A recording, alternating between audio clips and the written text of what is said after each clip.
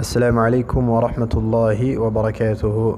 دوتانجي سومو رياتشو منغتانو الدرس الخامس عشر. سومو رياتشو منغتانو تدريبات على الشدتين في كلمة. إمي توزو كوري شدة إبجري مجامبو ريمغي. ubusanzwe shadda ni ijwi cyangwa se ubutinde buba mbere yuko uturitsa inyuguti uyiturikiriza kuri haraka ubusanzwe ifite. Turabibona mu rugero, dutangire dusome ya fatha za shadda yaz, yani uko kuvuga niyo yitwa shadda, yani kuyitsindagira nuko iryo jwi uritinzaho mu buryo wari usanzwe uritinzaho, ukavuga yaz, yani iyo niyo shadda. za fatha kaf shadda zak yazak. كاف فتحة ألف صغيرة كا يزكى. يا فتحة ذال شدة يذ. ذال فتحة كاف شدة ذك يذك. كاف فتحة ك يذك. را ضم رو يذكر. همزة فتحة لام سكون ال. ميم ضم دال شد مد المد. دال فتحة ثا شد دث المدث. ثا كسر ثي المدث. را ضم رو المدثر. همزة فتحة لام سكون ال. ميم ضم زا شد مز المز. زا فتحة ميم شد زم المزم.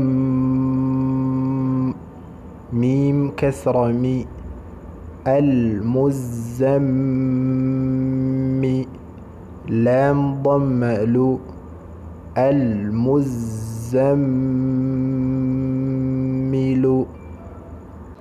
izi nyuguti ebyiri mim ndetse na nun mubona zahawe ibara ridasanzwe cyangwa se ibara ry'umutuku nk'uko byakomeje gutambuka mu masomo yabanje. Izi nyuguti ni inyuguti za ghunna. Ghunna tugenekereje mu kinyarwanda ni inyamazuru, kubera ko umwuka wazo uturuka mu mazuru, yani ijwi ryazo rigomba guturuka mu mazuru. Unagerageje kuba wafunga amazuru ugafata ku mazuru, kuzivuga ntibyagushobokera, ijwi ryazo ntabwo ryasohoka. Bityo iyo zitsindagirwa ugatinda kurusha uko watindaga utsindagira izindi nyuguti zisanzwe zitari izi ngizi. Dukomeze. ain kasra lam shadda il. lam kasra ya shadda li علي. يا كسرة يا سكون يي علي. نون فتحة نا عليين. kimwe na ririya jambo uretse ko ho biba ya dhamma yu. hanyuma dufate irindi jambo kugira ngo dufate ingero zitandukanye. hamza kasra nun shadda in. murumva ko cyo kimwe na mim ntinze kurusha uko natinda nsindagira izindi. nun fatha lam shadda nal innal. lam fatha la innal. ذال كسرة يا سكون ذي إن الذي. نون فتحنا إن الذين. كل نون نميم المشددتين، يعني زفت شدة يو زفت شدة نون نميم ونجره حركة ابجريكو يزارزي سانغانوي. إن الذين hanyuma kuzisanzweho wongeraho haraka imwe alladhina. hanyuma iri jambo rikurikiyeho ni lam yasimbuye nun, bityo dusoma illa alladhina, tukarihija nk'uko twahije irya mbere. Hanyuma kuri ijambo rikurikiyeho mim kasra nun sukun min shin fatha ra shadda shar. Iri jambo min, iyi nun ifite sukun uyisoma iyo utaramenya, yani iyo utarasoma inyuguti iyikurikiye ntuba uramenya ese iyikurikiye iratuma tuyihisha bibe ikhfa'u cyangwa iratuma tuyigaragaza bibe izharu. Bityo ubanza kuyisoma mim kasra nun sukun min, wasoma shin fatha ra shadda ukabona ko iyo shin ikurikiyeho iratuma ya nun tuyihisha nk'uko twabisobanuye ko iyo shin iri mu nyuguti za ikhfa'u. Bityo tugasoma mim kasra nun sukun min shin fatha. Turabizi ko iyo ikurikiranye n'inyuguti ya shadda ifite shadda tubanza, ntabwo dushobora gusoma shin yonyine, ahubwo tuhita tuyisomana na ra ifite shadda, tukaza guhagurukira kuri ra ifite kasra, twambuka dufata nun ifite shadda, tukava kuri nun ifite fatha, twambuka dufata fa ifite shadda. Dukomeze mugenda mubibona, tugasoma min shar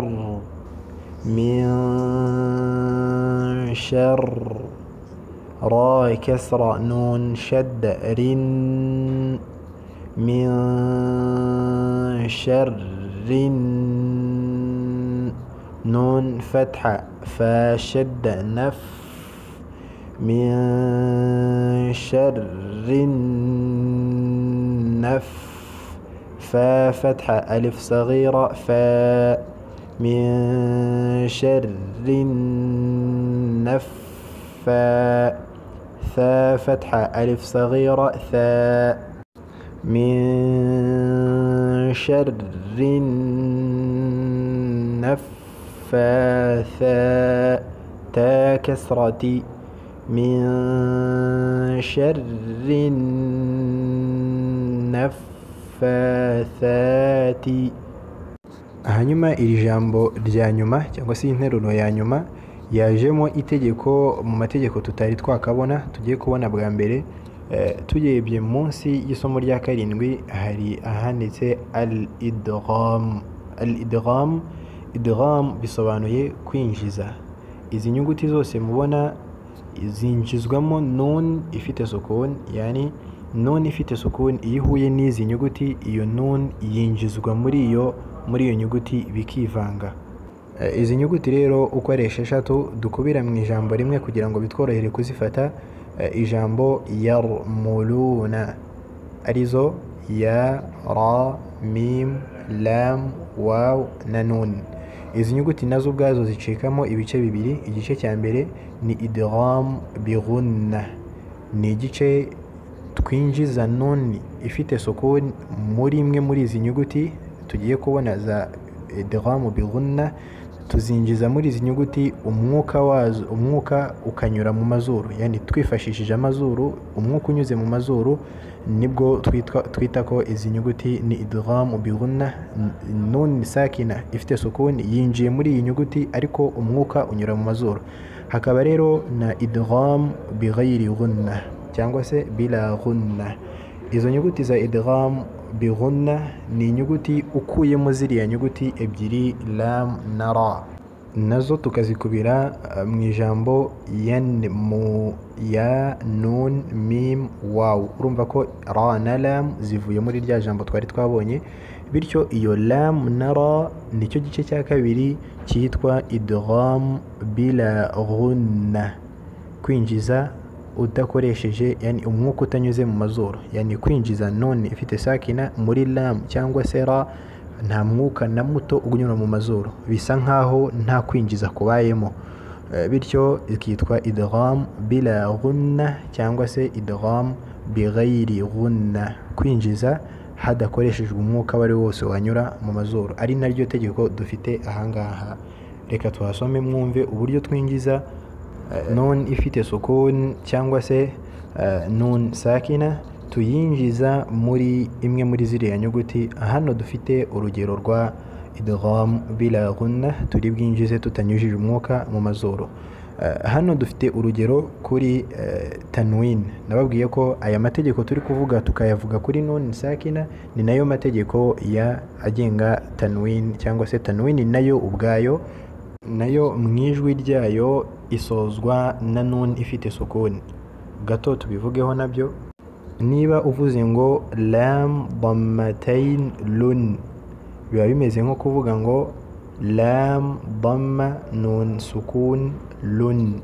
Hose dusoma lun na hariya lun, bivuze ko kuri tanwin hasoza nun ifite sukun, ndetse no kuri rino jambo nabwo agasoza nun ifite sukun. Niyo mpamvu amategeko agenga tanwin nayo mategeko agenga nun ifite sukun. Dusome rya jambo fa fatha ain shadda fa, ain fatha alif sukun a, fa, lam dammatayn lam shadda lul, fa'alul, lam kasra li, fa'alul li, mim fatha alif sukun ma, fa'alul lima. Murumva ko lulli hagati ya dammatayn tanwin ndetse na lam twabonye muri idgham bila ghunna, murumva ko nta jwi na rito riri kunyura mu mazuru, ndetse mu kubisoma bisa nkaho ni tanwin ntayihari, kubera ko ubusanzwe tanwin yinjijwe cyangwa se nun sakina isoreza tanwin mu ijwi ryayo yinjijwe muri lam twise bila ghunna, ntihanyura umwuka na muke mu mazuru, bityo tuvuga lulli, fa'alulli, fa'alul lima, ya damma yu, fa'alul lima yu, ra kasra ya sukun ri, fa'alul lima yuri, dal damma du, fa'alul lima yuridu. Turebe urugero nanone ku nyuguti ingenzi yiyi muri za nyuguti twabonye hinjizwa nun ifite sukun, ikinjizwa muri imwe muri izi nyuguti ebyiri lam na ra, hanyuma igasa nk'iburijwemo kubera ko umwuka wayo ubusanzwe unyura mu mazuru ntabwo uba ukinyuzemo. Turebe kuri ra, dufashisha urugero muri Qur'ani. Hano turasoma hamza fatha nun sukun ra shadda ar. Murumva ko ya nun ntigaragaye, yaburijwemo cyangwa se yinjijwe muri ra, ariko n'umwuka wayo, kubera ko umenya ko nun ivuzwe ari uko hari umwuka unyuze mu mazuru, bityo iyi nun isa nkaho idahari, tugasoma ar, ra fatha ra, arra. Murabona ko naho ngaho nuko tuhasoma, ntabwo dusoma ngo an ra'ahu, cyangwa se tugarutse hamwe uru rugero ntabwo dusoma ngo fa'alun lima yurid, ntabwo ariko dusoma, ahubwo dusoma ar-ra'ahu istaghna, fa'alul lima yurid. Tuzabasobanurira n'impamvu dusomye lima yurid tudasomye yuridu. Inshallah ta'ala, jazakumullahu khairan.